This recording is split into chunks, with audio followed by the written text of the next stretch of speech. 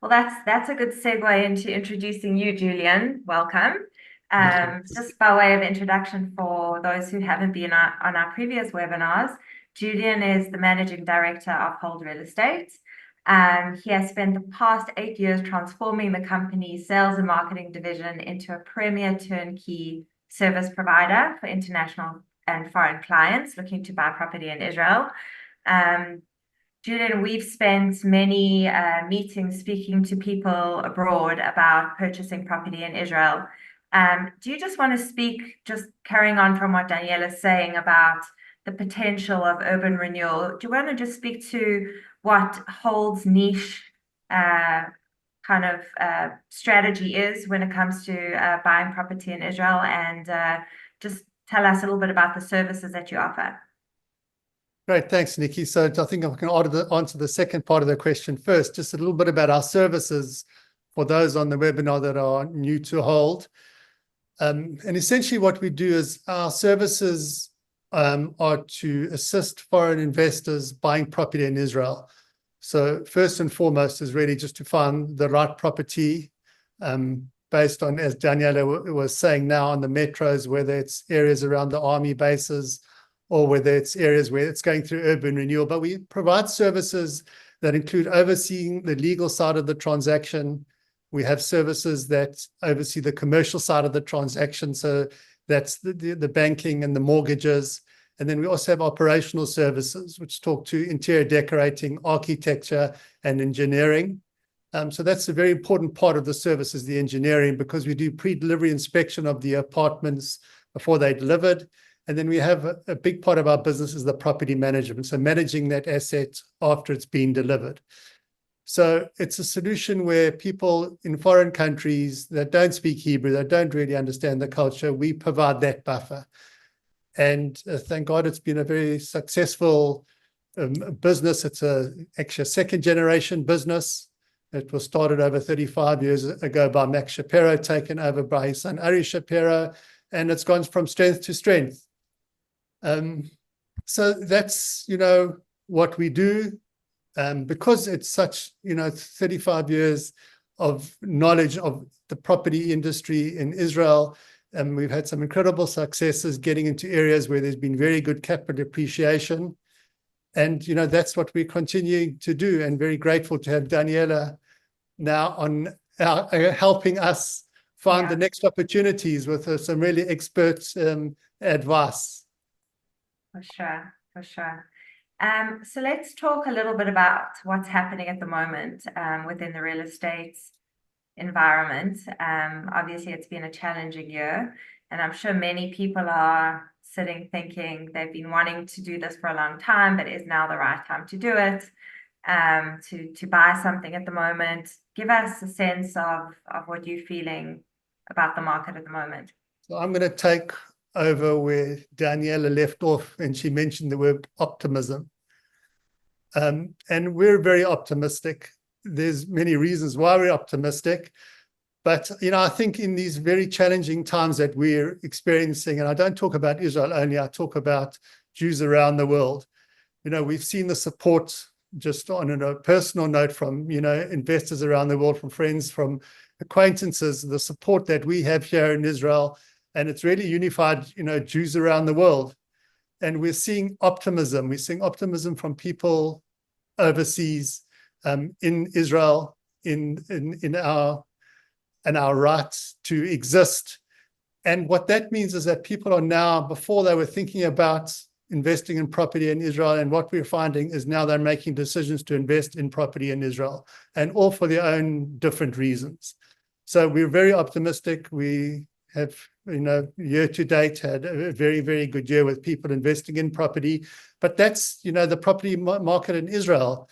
We've seen, I'll talk about Q2 because those numbers have been published, where there was an increase of 38% year on year in properties bought and traded in Israel. And of those 10,000, over 10,000 of them were in new projects. And that's 57% more year on year. And I'm sure, Katie, we were happy to hear that the most apartments that were sold in that period were actually in Tel Aviv. So the message is getting out. We love Tel Aviv. Yeah, Who doesn't? yeah. One of the things that we learned from Daniela's last presentation was that since 2008, there's been a shortage of the number of units that are available for the demand that's required. So the demand for property in Israel since 2008 has been, let me get it, the supply of property in Israel hasn't been enough to meet the demand. That's since 2008. And the numbers are actually quite staggering. 2008, there was a shortage of 82,000 units. In 2014, it was 125,000 units. In 2022, it was 160,000 units. And now over the last, since the war, that has, with construction in Israel having slowed down because of labor shortage, we estimate that the number is probably 200,000. So there's a demand for 200,000 units of which we can't supply quickly enough. Yeah. Sure. So, that's the market. The supply for property is not as great as the demand. So, that's what we're experiencing at the moment. And unfortunately, what it is doing, and because of all these things, it's actually driving property prices up. And we expect this year, based on growth to date, that there'll be double-digit annualized increases in property prices in Israel. Almost defies logic. So it is very optimistic, and certainly looking to the future, people are considering this. What in terms of what's happening now in the market, what is your feeling regarding buying in a new development as opposed to something existing? So historically, what we've experienced in buying off plan, when the developers still need to get bank financing in place. We're having a discussion the other day about the importance of working with developers where you get a bank guarantee. And what that means is that any money that gets paid and transferred, it doesn't go to the developer, it doesn't go to us, it goes to the developer's financing bank, and they issue with a bank guarantee. So everything, and I mean, talking to Hajjaj and with Katie a little bit later on in her project, all money that gets paid, you get a bank guarantee for the money. So that's key.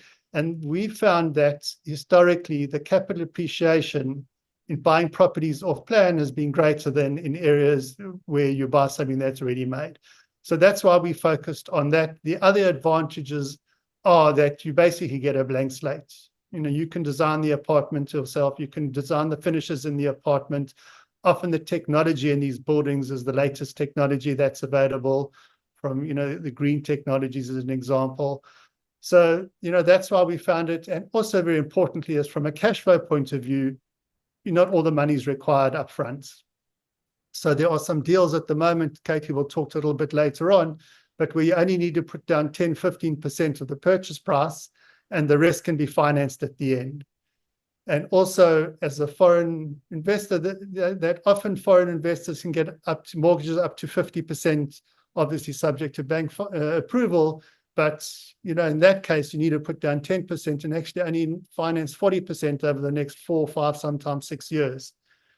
And also, at the moment, a lot of developers are doing deals where there's no linkage to the building index. This is also substantial. So that the price you're going to be paying is the price, the price that's quoted is the price you're going to be paying without any variances. So that's where we focused our attention. Well, I think the fact that this building index linkage is in some projects a huge benefit. I think that's going to be encouraging a lot of people who are looking to invest. Julian, is there anything else you'd like to add, or can we now? No, I think let's hear from Kate. Let's hear from Kate.